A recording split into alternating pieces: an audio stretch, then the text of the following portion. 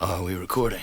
Girl, you walk with much emotion, and I talk with such devotion. Regular Joe here. So you might have heard I wrote and directed a movie. It's called Don John, and it's coming out in the fall. It's a comedy about a guy named John, and John is very into his things, whether it's his car or his apartment or his own body, or especially women. His girls, as he calls them, are some of John's favorite things. So I want to start a collaboration right now regarding my favorite things. We've done themed collaborations around movies that I've been in before. We did one for Inception and one for 50/50 and one for Looper. But I want to go a lot further with this one because I didn't just act in Don John, I came up with the story. It's a story that has a lot of ideas behind it, and I want to bring those ideas up and into this conversation and collaboration. I want to make art around this theme and really talk about these ideas because to me, that's kind of the point of making a movie in the first place.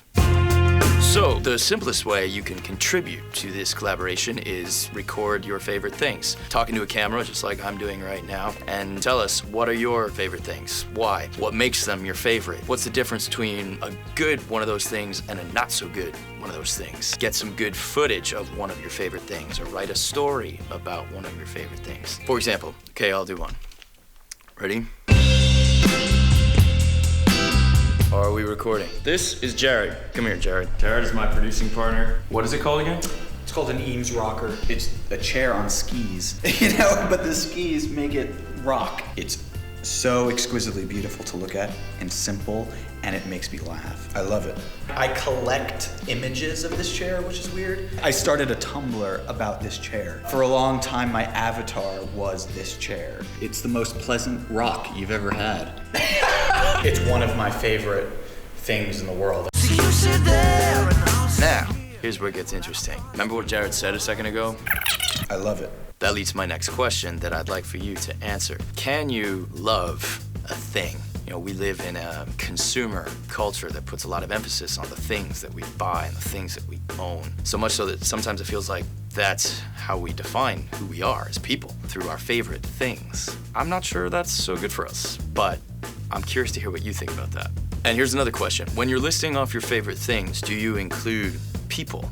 Can a person be one of your favorite things? And what's the difference between loving somebody and having somebody or owning somebody? Do you know anybody that's possessive over their relationships, or do you know anybody that treats people like things? I do. His name is Don John, and that is his basic character flaw. And over the course of the story, he has to overcome it, if you'll forgive the spoiler. For him, women are like objects on a shelf. He goes out and gets a new one every weekend. He and his buddies rate them on a scale of 1 to 10. And for him, there's no difference between a woman that he meets in person or a woman on a computer screen while he's watching pornography. His porn, as he calls it, is also one of John's favorite things.